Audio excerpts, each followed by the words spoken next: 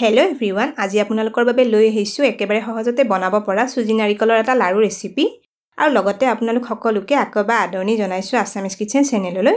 এই লাড়ুটো আপোনালোকে ঘৰতে থকা খুব কম বস্তুৰে বনাব পাৰিব। চুজি নাৰিকলৰ এই লাড়ুটো মই গুড় ব্যৱহাৰ কৰি বনাইছোঁ বাবে খাবলৈ সোৱাদ লগা হোৱাৰ লগতে হেল্ডিও হয়। আশা কৰোঁ আপোনালোকে আজিৰ এই লাড়ু ৰেচিপিটো ভাল পাব। নাৰিকল চুজিৰ লাড়ু বনাবলৈ মই ব্যৱহাৰ কৰা ইনগ্ৰিডিয়েণ্টছখিনি আপোনালোকে স্ক্ৰীনত দেখিবলৈ পাইছে। প্ৰথমতে কেৰাহী এটাত 1.5 কাপ চুজি দি ল'লোঁ।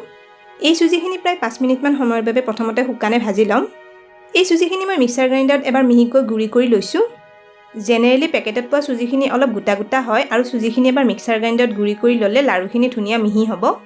চুজিখিনি ভাজি থাকোঁতে গেছৰ একেবাৰে কম ফ্লেমত লৰাই ভাজি আছোঁ। চুজিখিনি প্ৰায় 5 মিনিটমান ভাজি ল'লোঁ। এতিয়া ইয়াতে 2 চামুচ ঘি দি লৈছোঁ। ঘিৰ লগত চুজিখিনি ভালদৰে মিক্স কৰি আৰু অলপ দেৰি ভাজি ল'ম। ঘিৰ লগত চুজিখিনি প্ৰায় 3 মিনিটমান সময় ভাজি ল'লোঁ।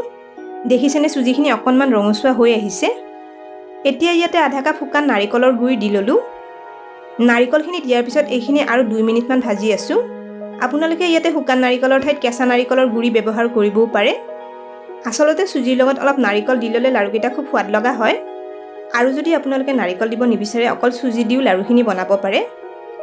2 মিনিটমান ভাজি লোৱাৰ পিছত চুজি আৰু নাৰিকলখিনিত অকণমান ড্ৰাই ফ্ৰুটছ দি ল'লোঁ। ইয়াতে কেইটামান কাজু আৰু খিচমিচ আছে। এতিয়া এইখিনি আৰু 2 মিনিটমান ভাজি ল'ম। আপোনালোকে ড্ৰাই ফ্ৰুটছ দিব নিবিচাৰিলে এনেও লাড়ুখিনি বনাব পাৰে। ড্ৰাই ফ্ৰুটছখিনি দিয়াৰ পিছত চুজিখিনি আৰু 2 মিনিটমান ভাজি ল'লোঁ।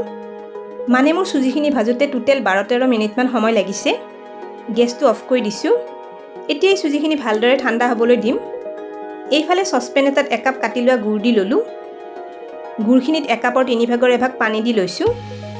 এতিয়া এই গুড়খিনি ভালদৰে গলি হ'লে এবাৰ উতলিব দিম।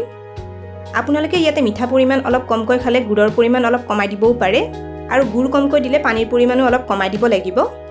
দেখিছেনে গুড়খিনি ভালদৰে গলি আহিছে। এতিয়া এই গুড়খিনি আৰু 2 মিনিটমান উতলিব দিম আৰু এইদৰে হেতাৰে লৰাই আছোঁ। 2 মিনিট উতলাৰ পিছত গুড়ৰ চিৰাপখিনি হৈ গৈছে। এইখিনি আৰু ডাঠ কৰি পেলাব নালাগে। গেছটো অফ কৰি দিছোঁ। এতিয়া এই গুড়ৰ চিৰাপখিনি গৰমে ব্যৱহাৰ কৰিম। এয়া আগতে ভাজি থোৱা চুজিখিনি একেবাৰে ঠাণ্ডা হৈ গৈছে। গৰমে গুড়ৰ চিৰাপখিনি চুজিখিনিত দি ল'লোঁ। এই চিৰাপখিনি মই চেকনিৰে এবাৰ ভালদৰে চেকি লৈছোঁ। এতিয়া চুজি আৰু গুড়খিনি ভালদৰে এবাৰ মিক্স কৰি ল'ম। গুড়খিনি বহুত গৰমে আছে বাবে এইখিনি চামুচেৰে অলপ মিলাই দিছোঁ। এতিয়া এখন ঢাকনি লগাই চুজিখিনি 4 মিনিটমান সময়ৰ বাবে ৰাখি দিম। 4 মিনিটমান পিছত ঢাকনিখন আঁতৰাই লৈছোঁ। এয়া 3টামান গুড়ি কৰি লোৱা ইলাচি দি ল'লোঁ। এতিয়া গুড় আৰু চুজিৰ মিক্সাৰখিনি আকৌ এবাৰ মিক্স কৰি লৈছোঁ। এইখিনিতে এটা ৰিকুৱেষ্ট কৰিলোঁ, ভিডিঅ'টো চাই যদি ভাল পাইছে লাইক আৰু শ্বেয়াৰ কৰি দিব। আপোনালোকৰ যিসকলে আমাৰ চেনেলটো এতিয়ালৈকে ছাবস্ক্ৰাইব কৰা নাই তেওঁলোকক আমাৰ চেনেলটো ছাবস্ক্ৰাইব কৰিবলৈ ৰিকুৱেষ্ট কৰিলোঁ আৰু লগতে থকা বেল আইকনটো প্ৰেছ কৰি দিব। এইখিনি আগতকৈ অলপ ঠাণ্ডা হৈ পৰিছে, মানে চুজিখিনি হাতেৰে চুব পৰা গৰম হৈ আছে। হাতেৰে ভালদৰে মোহাৰি লাড়ু মিক্সাৰখিনি আকৌ এবাৰ মিক্স কৰি লৈছোঁ। চুজিখিনি ভালদৰে মিক্স কৰি লোৱাৰ পিছত এতিয়া 2খন হাতত অলপ ঘি সানি লৈছোঁ। এতিয়া লাড়ুখিনি শ্বেপ দি ল'ম। অলপ চুজি নাৰিকলৰ মিক্সাৰ হাতেৰে লৈ মুঠি মাৰি লৈছোঁ।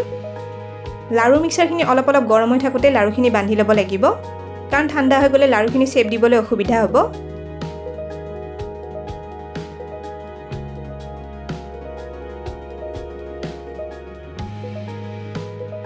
এনেকৈ অলপ ঘূৰাই লাড়ুটো শ্বেপ দি লৈছোঁ।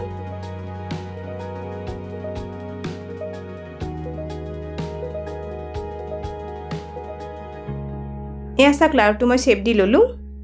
আপোনালোকৰ যদি লাড়ুকেইটা বান্ধোতে ভাঙি যায় আৰু শ্বেপ দিবলৈ অসুবিধা হয় তেতিয়া অকণমান কুহুমীয়া গাখীৰ লাড়ু মিক্সাৰখিনিত ছটিয়াই মিক্স কৰি দি লাড়ুখিনি বান্ধিব পাৰে। এয়া মই লাড়ুকেইটা বান্ধি ল'লোঁ। ইয়াতে প্ৰায় 14টামান লাড়ু হৈছে। এতিয়া লাড়ুকেইটা প্ৰায় আধা ঘণ্টামান সময় থৈ দিলে ধুনীয়া টান হৈ যাব। আধা ঘণ্টামান সময়ৰ পিছত লাড়ুকেইটা ধুনীয়া টান হৈ পৰিছে। এটা লাড়ু মই ভাঙি দেখুৱাইছোঁ। এই লাড়ুটো সোৱাদ লগা হোৱাৰ লগতে সহজতে বনাবও পাৰি। তেনেহ'লে আপোনালোকে চুজি নাৰিকলৰ এই লাড়ুটো খুব সহজতে বনাব পাৰে আৰু এই লাড়ুটো বনাই 10-15 দিনমানলৈ এয়াৰটাইট কণ্টেইনাৰত ভৰাই থৈ দিব পৰা যায়। তেনেহ'লে আজি লাড়ু ৰেচিপিটো কেনে পালে কমেণ্ট কৰি জনাব বুলি আশা কৰিলোঁ। ভিডিঅ'টো শেষলৈকে চোৱাৰ বাবে অশেষ ধন্যবাদ জনালোঁ আৰু ভিডিঅ'টো ভাল পালে লাইক আৰু শ্বেয়াৰ কৰি দিব। স্ক্ৰীনত দেখা পোৱা ৰেচিপিকেইটা চাবলৈ মই ৰিকমেণ্ড কৰিলোঁ। ভিডিঅ'কেইটা চাবলৈ ৰেচিপিটোৰ ফটোখনৰ ওপৰত ক্লিক কৰিলেই হ'ল। তেনেহ'লে আজিলৈ আহিছোঁ, আকৌ লগ পাম আৰু এটা নতুন ৰেচিপিৰ সৈতে।